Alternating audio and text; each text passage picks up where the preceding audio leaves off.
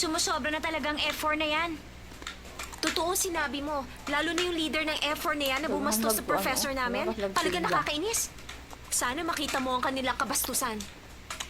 Gusto ko talagang makita ang mga F4 na yan. Xiaoyu, tumigil ka nga dyan. Ano ba? Mas marami pa nga ang halangang kaluluwa kaysa sa kanila. Oo na, sabihin na natin gano'n na nga. Pero sa school namin, parang bilangguan, impyerno. Dahil pinamumunuan ng 4 na pamilya. Tinuturuan para pumalit sa kanilang posisyon. At upang magawa ang anumang gusto nilang gawin. At walang pwedeng makapigil sa kanila. Tigilan na nga natin ang usapang ito. Magkwento ka pa. Sige na naman, Shanchay. Ayoko na. Sige na. Ayaw. Sige na. Ayoko na nga. Sige na nga, sabihin mo na lang kung bakit F4 ang tawag sa kanila. Ha! Hindi ka maniniwala, pero nakakatawa. Ang F4 ay para sa flower 4. Nakakaya, di ba? Ibig sabihin, 4 silang mga gwapong bulaklak. At mga milyonaryo. Nahihimang ka na ba? Makinig ka. Mga gwapo nga silang 4 pero walang laman ng utak. Wala silang alam gawin kundi mang-ape. Wala silang pagtingin sa kapwa. Kaya naman Piggy 4 ang tawag ko sa kanila. Talaga bang gano'n na sila kasamang tao?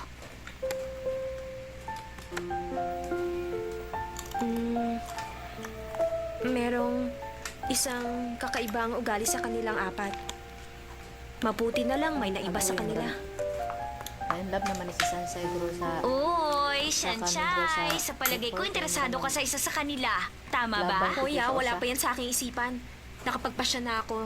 Sa loob ng 4 na taon, appreciate mo dapat ganyan. utak mo nang gagamitin. Maging maingat.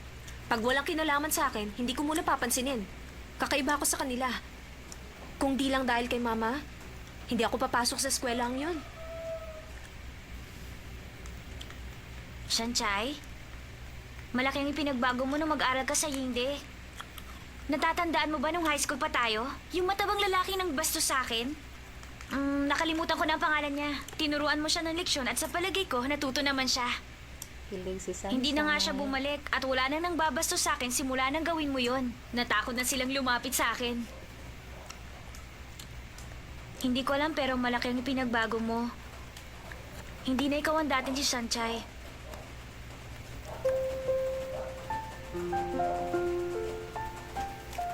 Kung alam mo lang, kinamumuhian ko rin ang aking sarili. Nagtatago sa anino ng karuwagan at nagpapanggap araw-araw ni hindi ko nagawang tulungan si Ashu. Sumusunod lamang ako sa agos ng panahon. Hinahayaang lumipas ang panahon.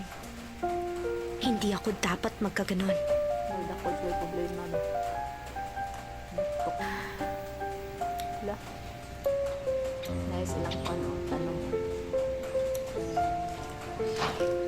Ma, nandito na po ako. Shanchay!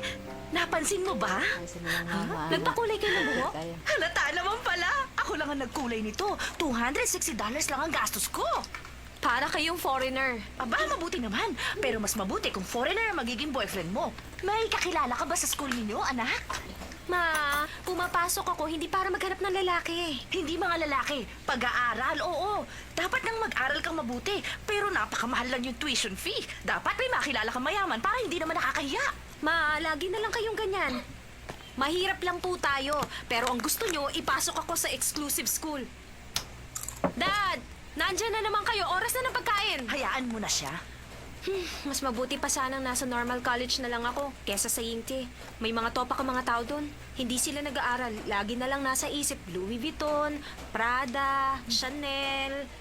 Eh tayo, kukonti lang naman ang pera natin. Hindi ako bagay sa kanila, no? Ma, pwede bang tumigil na ako sa pag-aaral para wala ka nang binabayaran tuition fee? Nahihibang ka ba? Para sa magandang kinabukasan mo ang iniisip ko. Gusto kong maging mayaman ka pagdating ng panahon. Makasama mo kami na tinitingala sa lipunan. Na para bang isang celebrity. Kaya kita ginagastusan. Sa abot ng lahat ng aking makakaya. Namumulesta na nga ako ng ibang tao para lamang makapasok ka sa kolehiyong yan. Tapos sasabihin mong titigil ka na sa pag-aaral. Sinisira mo ang magandang pangarap ko. Iisip yung mama eh. Ma, ano nangyayari sa inyo? Sundod ba? Basta mo nagkalisod na. Sundod, eskwela yung anak. Honey! Ano nangyayari sa'yo? Kalisod na. Ito, Inin. Okay ka na ba? Ha? Ano na? Hindi Gusto mong kaya, sirain ang hindi magandang naman po, kinabukasan. Oh, sige. Sige, Tama na yan. Kumain na tayo. Maupo ka na. kumain na tayo. Sige, Gutom na ako. tumigil ka nga dyan. Ano ka ba naman? 4 na mangkok na nga ang nakain mo. Wala na makakain ng anak mo. Yes, ang papa. Pero nagugutom pa ako. Patay gutom ba nga? Pero hindi ba kami Hindi lang ka kumakain? gutom. Inubos mo na nga lahat ng ulam. Hindi ka man lang nagtira. Kasalanan mo ang lahat ng ito. 20 taon ka na sa trabaho mo. Walang asenso. Honey, ano ba? Boy pa si Sanchay. Tumigil ka nga dyan. Bakit si Mr. Wang na kapitbahay? Naging assistant manager na. Kaya lang na-demote nga lang ng 2 beses. Pero ang mahalaga, Papa. na-promote naman siya. Kuwan. Pero ikaw, empleyado ka pa rin hanggang ngayon. Honey, ganito. Makinig ka. Anong halaga ng promotion kung madedemote ka naman? Ako? Pareho pa rin. Tulad ng dati sa mahabang panahon, isang empleyado. Pero dapat may pagbabago sa ating buhay. Sanchay, alam mo ba, nung bata pa ang daddy mo, pangarap niyang maging isang host. Tama. Pangarap ko yun. Mag-iensayo yan na parang suso. Hindi naman. Mali ka dyan. Ang manok ng Zhongli Bushin, malasa, katakam-takam, malambot, katamtaman, isa, Tinawa ko malasa, ng bahay 2, pamilya ni masarap pa. Di ba? Ganyan siya. Paano ka magiging artista? Hanggang sa pangarap na lamang ang iyong ama. At yan ang Taon lang namana mo sa Sanchay, kanya. taon lang diya. Exclusive school na ang pinapasukan mo. Naglabad-labad sa Titigil ka ulo. pa? Bakit ang kapitbahay nating si Si Mr. Mr. Wang? Wang. Di ba? Binanggit mo na naman ang Mr. Wang na yan, ha? Dahil marunong siya sa takbo ng buhay. Paano mo nasabi yan? Dahil Palambing, ramagunan. wala ka nang silbi sa inyong kumpanya. Wala ka rin silbi sa bahay. Si Mr. Wang may silbi sa pagkababae ng kanyang asawa. Ikaw, wala kang silbi sa akin bilang asawa. Tumigil ka nga. Nagsisiping na lamang tayo. Nahiya ka naman sa anak mo. Ay, Kanya ka naman talaga! Aminin mo, Ano ba? wala ka ng silbi! Ginagawa ko naman ng tungkulin ko bilang isang ama. Anong tungkulin? Wala ka ng silbi! Ito ang tandaan mo. Maliit ang lahat ng parte ng katawan mo, pero napakalaki ng bunganga mo. Dakdakan na dakdak maghapon. Pwede po ba? Tama na ang awayan. may Di na ako titigil sa pag-aaral. magigundang lagi. Gundang. Narinig mo ba? Mag-aaral na siya. Wala na tayong dapat magtalunan pa. Laban lang Totoo sa masyado naman, kang may silbi ka pa rin mainit ang bilang asawa. Masyado ka nagpapadala sa mga damdamin mo. Pasensya ka na. O sige, kumain ka na. Pero alam mo, Yan. napakaganda mo pa rin. Ikaw talaga?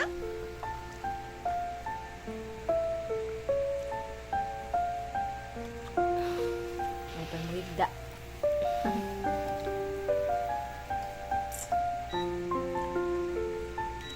Nahihiya ako sa sarili ko.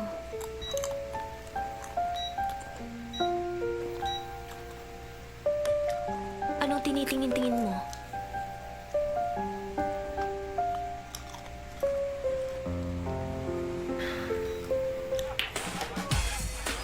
Lahat yung bet ang madato, no?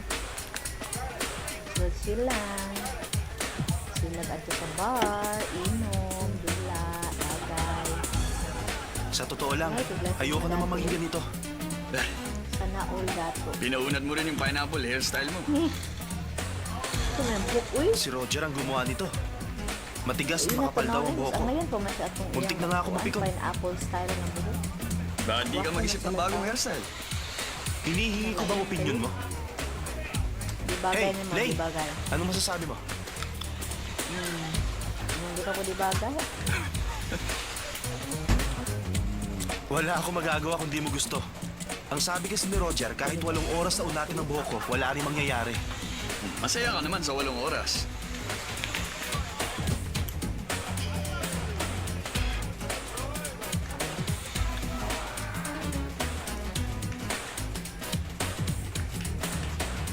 Medyo, order ka ng pagkain.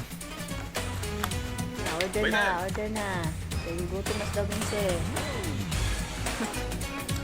Isang moose duck foie gras. Ano po? Moose duck foie gras. Wala po kami noon, sir. Kaya lang. Meron ba kayong mamibigay na old wine? Old wine? Wala rin po kami. Narito po kami no. Teka sandali. Bakit pa tayo naririto? Wala naman pala laman ng bar nyo. Si Shimen. Narito yung bago niyang girlfriend. Hi. Ito ko yun si Juan, ah. na chick boy nila. Si Simon.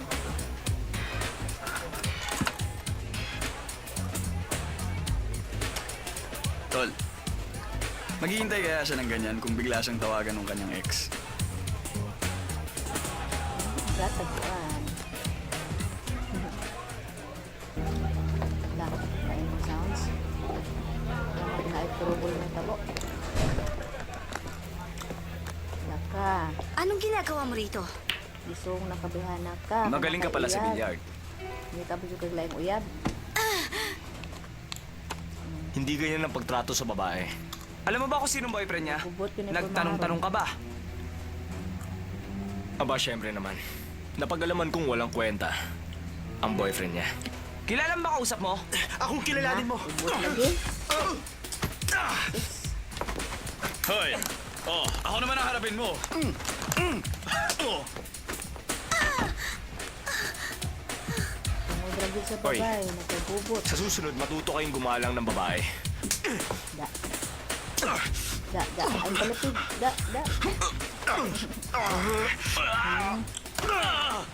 Asal palapig what sila? Sige. Birada.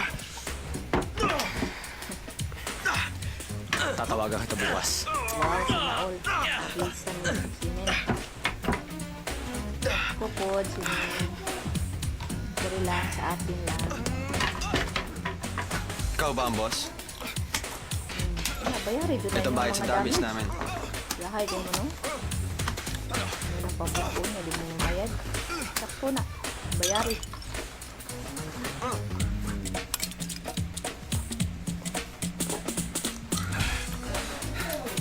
I-exit ba yun?